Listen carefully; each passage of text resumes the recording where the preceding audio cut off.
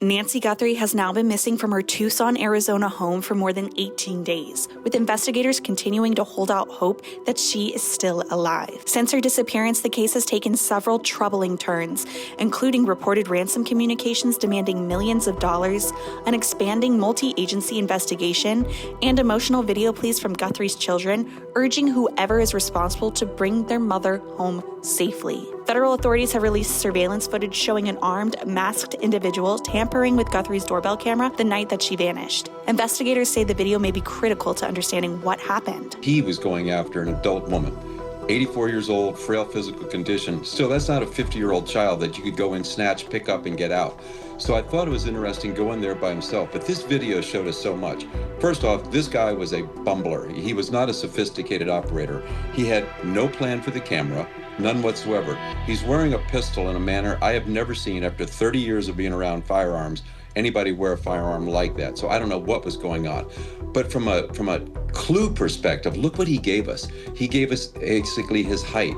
He gave us his gait, how he walked. He's got eyes now, and you think, well, what's that going to do? Well, now they can get other video, and with AI, you can get some very accurate way to compare a video to there as compared to have to a video at a Circle K. But best of all, leads are going to be pouring in, because if you know me, I may have a mask on, but if you know me, you're going to be able to say, hey, that's Jody Weiss. I can tell just from his eyes, his build, how he walks. So they're going to get a lot of leads from this. Authorities describe the individual as a man, approximately 5'9" to 5'10", carrying an Ozark Trail backpack purchased from Walmart. Investigators also noted that he may have been wearing a ring. Like all of America, we all hold out hope that there's something good that's going to happen here, that she's going to be found, and that the bad folks are going to be apprehended soon. But she's 84 years old. She needs her medicine on a regular daily basis. She has a pacemaker. There's blood. Her blood is on the house, when the front part of the house. So it's obviously very concerning that there hasn't been proof of life. DNA evidence recovered from gloves found near Guthrie's home did not match any profiles in the FBI's National CODIS database. The Pima County Sheriff's Department says that they are now pursuing additional avenues, including genetic genealogy testing, to attempt to trace DNA that does not appear in federal systems. Is there a match on the DNA in the glove to the DNA, the unknown DNA that you found in the house? There's no match to the DNA at the house. So entirely separate DNA? Correct. Okay, so that would mean, if there's no, is there a CODIS match from the DNA in the house? No. Google is also assisting in the search for Guthrie and is working to access additional video from the rest of Guthrie's house, even though she did not have an active subscription. Pima County Sheriff Chris Nanos said that he is hopeful that more footage is recovered with Google, saying that they don't think they'll be able to access anything, but they will try. They went out and got search warrants. They cooperated with Google. Everybody was working together. They were able to recover some of the information and data that was on the camera. And from what I've heard lately, this guy breaking the camera may have caused all this, because from what I understand on these Nest cameras, once it breaks, it freezes. So it's not overwriting itself, because Nancy Guthrie didn't have a subscription. So I thought it was just remarkable to be able to recover with this level of clarity, this video, because this could be a huge development. It is a huge development in this case. In a significant development earlier in the investigation, authorities detained a person of interest for questioning. This individual was later released without charges. A few days later, investigators conducted a major operation roughly 2 miles from Guthrie's home. The operation involved members of the SWAT team as well as forensic personnel. Law enforcement has not publicly detailed what was recovered during that operation, but officials confirmed it was part of an active investigative effort tied to the disappearance. The FBI remains deeply involved in the case, working alongside local authorities and continuing to review tips from the public. Investigators are also deploying advanced technology, including efforts to detect signals from Guthrie's pacemaker using specialized equipment as helicopters continue aerial searches in the surrounding areas. Yeah, I think it's technology. I had no idea you could pick up such a faint signal as a pacemaker. And pacemakers today are like very small. They're like less than an inch. And it's just new technology, amazing antennas that can pick this up. And some people might say, well, what's the advantage of that? Well, think about looking at nighttime, where visual observations wouldn't work, or maybe a light brush if a body was put underneath some brush out in the desert, or maybe a tarp was put over it. So, it's not a magic bullet, but it's one more thing to try and find this poor woman who's been missing now for almost in the third week. A federal reward of $100,000 is now being offered for information leading to the recovery of Nancy Guthrie and/or or the arrest and conviction of anyone involved in her disappearance. Federal agencies beyond the FBI have also assisted. Department of Homeland Security Border Patrol search and rescue units have also supported portions of the search effort, reflecting broad interagency coordination. The FBI has contacted Mexican authorities as part of its investigation, though Pima County Sheriff Chris Nanos has stated publicly that he does not believe that Guthrie was taken to Mexico. President Donald Trump has spoken publicly about the case several times. In comments to the New York Post, he said that he would support, quote, the most severe federal penalties if those responsible are identified and Guthrie is harmed, including the possibility of seeking the death penalty. You know, it was a local case originally, and they didn't want to let go of it, which is fine. It's up to them. It's really up to the community. White House Press Secretary Caroline Leavitt described the president's reaction to the surveillance footage as one of, quote, pure disgust, and urged Americans with any information to contact the FBI tip line. His initial reaction, of course, as all Americans, is just pure disgust.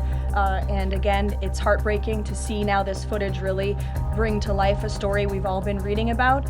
And again, we're just praying for the safety of Nancy Guthrie and that she will return home soon. And the president directed me to please encourage all Americans with any information to call the FBI. And we hope that this case will come to a positive resolution as soon as possible. In earlier remarks, President Trump said investigators were seeking some clues that are very strong and expressed hope that emerging evidence could bring answers. Well, I'll give you a little statement. I think we're doing very well on that regard. You're probably surprised to hear that. I think we're doing very well. Very well, meaning we have some clues, I think, that are very strong, and I think we could have some answers coming up fairly soon. Is this a nationwide search? Is this a search going on? I'm not talking about a search. I'm talking about a solution. We have some things, I think, that will maybe come out reasonably soon from DOJ or FBI or whoever that could be suspect. Yeah, could be definitive. U.S. Attorney General Pam Bondi also commented on the case, calling Guthrie's disappearance, quote, heartbreaking, and emphasizing the federal agencies are working closely with local investigators to support search efforts. We're doing everything to assist the locals. We're working with the locals. Breaks my heart for Savannah and for her family. I know she's asked for all of our prayers. So please pray for her beautiful mom, pray for her family that she's returned home. That's all we can say about that at this time. But yeah, I've known Savannah for over 30 years, and it's breaking my heart. Local officials have publicly defended their cooperation with federal authorities, rejecting claims that evidence is being withheld and emphasizing ongoing collaboration between agencies. The Pima County Sheriff's Department has also formally cleared Guthrie's family, including her daughter, Today's Show co-host Savannah Guthrie, as potential suspects. I wanted to come on, and it's been 2 weeks since our mom was taken, and I just wanted to come on and say that we still have hope, and we still believe. And I wanted to say to whoever has her or knows where she is, that it's never too late. And you're not lost or alone. And it is never too late to do the right thing. And we are here. And we believe. And we believe in the essential goodness of every human being. And it's never too late. A Bring Her Home banner remains displayed in Tucson as thousands of tips continue to come in. Investigators are actively reviewing neighborhood surveillance footage and doorbell camera video in hopes of identifying additional leads. While national attention on a missing persons case at this scale is rare, authorities say public awareness can generate critical information that may ultimately locate Nancy Guthrie. As the investigation continues, the National News Desk will provide updates as they're confirmed. If you have any information about Nancy Guthrie's disappearance, contact the FBI tip line at 1-800-CALL-FBI or visit tips.fbi.gov.